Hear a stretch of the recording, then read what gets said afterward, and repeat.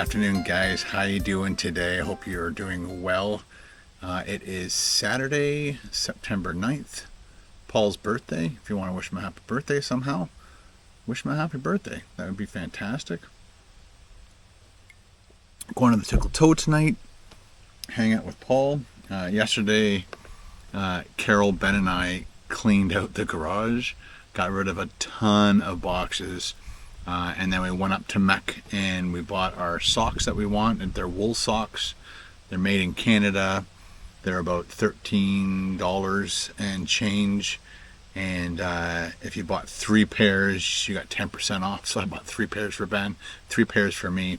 And then we also bought those buffs that you can wear over your mouth, over your head. You can wear it as a bandana. You can wear it as to keep the sun off your neck and all that. So that's what we did. And after we did that, because Ben helped us out all day with the garage, he actually motivated us a little bit more than we would have cleaned it out. He also had some amazing ideas of reorganizing a few things, because he sees things way different than Carol and I.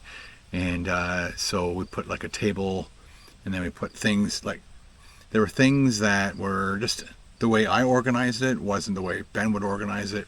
And so the way he organized it was so much better. And it's just, we got a nice pathway to the freezer. He wanted to move the freezer too, which would have been a good idea. And I think I still might do that, but it would have been right in front of the actual like roll up door, garage door. And in the wintertime, sometimes snow gets through there. We don't know what winter weather does to freezers. You'd think it'd be fine because it's a freezer. It would actually work less because it's already cold outside. Another thing too is we went through a lot of boxes of things that we haven't seen in many, many years. And so we either ditched it or we put it into the Salvation Army giveaway box. But there's a few things that I found. I also couldn't get to my records. So somebody asked about what is a 45 record. And it was a record about this big, had a very large center in the middle of it. There's usually only one song on each side. Like I said, my Alice Cooper 45 that I have, the only one I have is You Can Go to Hell on one side, and the other side was I'll Never Cry. But I tried to actually see if I could get closer to it, but we have so much dead storage, long-term storage in front of it, that would just be a disaster to try and move all that stuff to get to it. But I promise I will show you someday in the future. I just don't have time today. A couple other things that I found. Back in the day, I used to keep all my boxes for all my tech, just in case you want to sell it. Apparently, when you keep the box for your tech, it's worth more money when it's packaged all back up into the exact same box that it came in. So we had like large boxes of other boxes inside it, like this one. This was a microphone that I bought back in the day when I used to do my own video production company. So I used to do weddings, a lot of dance recitals, bar mitzvahs, bat mitzvahs, whatever. It was all word of mouth too. I didn't have to advertise. So many people knew what I did, so they would hire me to do it. And one of the things I needed was a very, very good microphone that was a receiver. This was a transmitter. I had a receiver. I think the transmitter, back in the day, this was $800.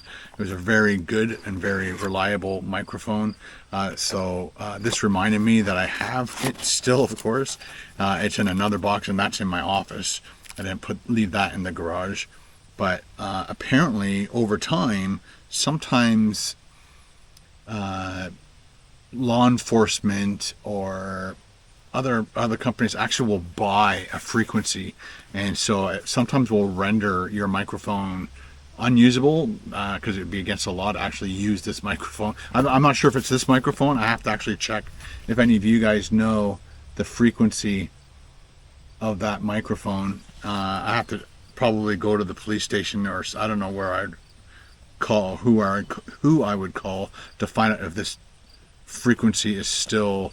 It was like a set. I think it was like, if I can remember correctly, it was like, I don't know, let's say 8,300 to 8700 kind of thing range, and so you could transmit within those two ranges. But again, sometimes law enforcement or whatever will buy a range for their newer microphones, and then this stuff becomes inoperable. That happened to Carl. He had a couple Sennheisers that he had, and he wasn't allowed. It was illegal for him to use them. I would imagine up north at the cottage, you'd probably be fine using it. There'd probably be zero interference with anybody. But in a city setting, chances are you won't be able to use it. So I have to find my transmitter, see if I can sell this, if it's still usable. I'm not sure if it is. The next thing I found was the box from my Garmin Edge 510. The Garmin's 5. There's the first bike computer. Sorry, the second bike computer I ever had. The first one was very basic. It would tell you your speed, your average speed. Didn't do your heart rate. It would tell you what gear you're in, which is kind of neat for back in the early 2000s. And then eventually I upgraded to this, which was a lot better. It came with a chest strap to monitor your heart, and it just had way more functionality and a lot of features in it. But I don't use this anymore, so I'm going to actually package it all back up now that I found the box, and it's still in my bike stuff. So I'm going to package that all up and either try to sell it or give it to a family member or a friend. The last thing on my list to show you guys, back in 1981? Yeah, 1981. Was it 81? Yeah, I think it was 1981. I went to Pickering College and I met a gentleman by the name, another schoolmate by the name of Leslie. And Leslie loved Dungeons and Dragons and hooked me and my buddy, what's his name? Oh my God, James. James, and there was another guy named Peter, and this Leslie dude hooked us on this new amazing game, role-playing game called Dungeons and Dragons. And over the next couple years, I purchased all the Dungeons and Dragons books. So these are vintage. They're still in great condition. I think the player's manual is the first one I bought. So I bet there's a few of you out there that remembers Dungeons and Dragons. And I even have this is the first time I've opened it. I didn't open it yesterday. Oh my gosh. So they used to have, so this would be your character, and on your character you'd have to roll for your strength, your intelligence, your wisdom, dexterity, constitution, and charisma. And then you'd have it was a very technical game. We dumbed it down a little bit, and then you could pick your character too. So this was a fighter cleric, and his race was human.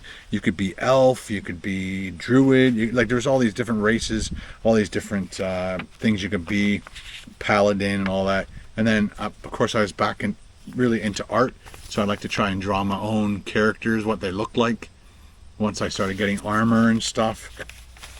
So this was a very, Ben had them for a long time, and then we were attempting to move many years ago, and it kind of all fell through, and we didn't end up moving, so a lot of our stuff ended up in boxes. And I thought Ben sometimes will pack a box really nice, sometimes he just throws everything in, and I thought that's what he did to these books. And we finally found them yesterday, and he actually stored them very, very nicely, and so I'm glad that he kept them in this pristine order. And this was I think this was the second book I bought, the Monster Manual. So it has 350 monsters in it, and it gives you, how strong they are, where they would live, would they attack the certain things, and it's pretty much every mythical creature you could ever think of. Sometimes there's things in here like a rhinoceros, just things that might attack you. One of my favorite, Medusa, but again, she's very rare, so you have to work it into like a campaign. If you're the dungeon master or the player, dungeon master kind of controlled the game and told you what told you what was going on around you, and then you would have to make your decisions on that. And then the dungeon master would roll the dice, and they had all these different kinds of. You had 4-sided, 6-sided, 8-sided, 10-sided, 12, and then 20. I don't think there was any other ones. I think you had larger ones too, but those were the main kind of 6. I don't think there was any other ones. But so that was the monster manual. This was the Fiend folio. Again, just more monsters and things to fight. Like Needleman. Needleman would shoot needles at you from his body. Very cool. And then deities and demigods, just in case you wanted to fight a demigod, if you were strong enough. There's a little piece of paper in here. I wonder what that means. I'm not sure if it was a placeholder. Yeah, it was just a placeholder. Oh, I even have a Canadian Tire. I don't know why I had that in there. 5 cents Canadian Tire. Yeah, this brings back a lot of memories, man. I played many years Dungeons & Dragons, and this was the very complicated Dungeon Master's Guide, and incredible. 1981 I bought this book. Had lots of amazing artwork in it, lots of information. It actually smells very musty because it's been in the garage for probably 25 years, maybe more. Oh, and then it shows you, and then you'd have things like this. So, you know, here's a game that you could play. It's a dungeon. And then, you know, your character can only move so many paces if it's walking, or so many paces if it's running. And then all these numbers means that there's something possibly there. It could be a trap to a door, could be a secret door. So your character might walk in here, and if the character doesn't say, I'm going to look for some secret doors, if they say, I'm looking for secret doors, the dungeon master can roll whether there's a door or not, and then he would roll to see if they were lucky enough to find it, if their skill level was high enough. Just crazy stuff like that. Again, this is the rules. This is the rule book. Like, that's how complicated it was. But again, we dumbed it down. We didn't pay attention to probably, I don't know, 50 or more % of the actual rules. And then one time, here's a quick story. Before I go, I went to Winnipeg to visit my cousins and my aunt and uncle. And my aunt is a very social butterfly, and she told her friends that, her nephew's coming to stay with them for a while. And these friends had kids the same age as me, which is, I think, at 15 or 16 at the time. And they played Dungeons & Dragons too. So she said, I invited some of my friends' kids over to play Dungeons & Dragons with you, so you love it so much. And so I was the dungeon master. And these guys were just ruthless to each other. They would steal from each other. They would, there's clerics can actually heal you. Oh yeah, the wizards too. So, you know, let's say there was 4 of the guys that were there. 3 of them said, is, you know, Johnny looking? And I'd be like rolling. No, he's not looking at you. Okay, I hit him in the head with a club. Okay, you knocked him out. And then they'd go ahead and proceed and cut his arms and legs off and then heal him. So now he's just a body and a head, and then they would stick him in a closet, and he had to sit there for the rest of the game. They were so bad to each other. It was very humorous for me, and it's, again, one of those moments that I'll never forget. Oh my gosh. Yeah, so that's what we did yesterday, and I just wanted to share that awesomeness with you. Let me know in the comments below if you played Dungeons & Dragons. What was your favorite character? What was your favorite race? I did like Assassin, but I think most of my characters were clerics because you could heal yourself, and that became very important, of course, when you're getting attacked all the time by all these monsters and fiend folio people. All right, guys, talk to you later. Hope you enjoyed this little story time with me. Ciao.